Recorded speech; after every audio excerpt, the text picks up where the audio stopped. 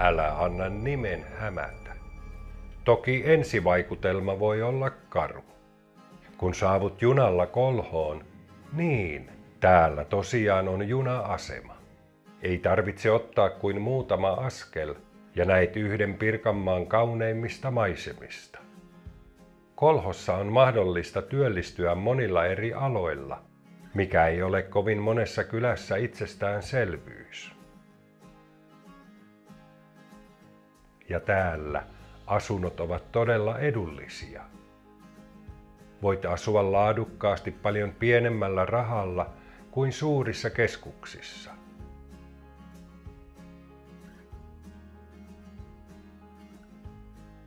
Jos välillä tekee mieli kaupunkiin, matka ei ole pitkä. Luontoa täältä löytyy hyvin laajalla valikoimalla ja siellä voi harrastaa monenlaista.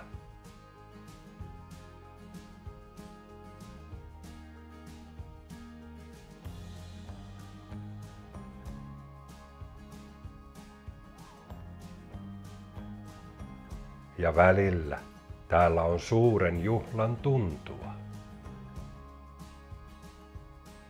Kolhon ainoa ongelma on, että tästä ei kovin moni tiedä.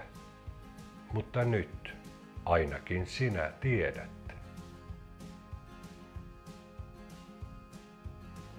Sinä voisit nauttia elämästäsi täällä.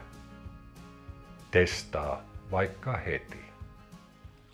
Nosta katseesi ruudusta ja katso ympärillesi ja laske sitten takaisin. Tämä voisi olla maisema, jota katsot työhuoneesi ikkunasta tai lyhyellä lounaskävelyllä.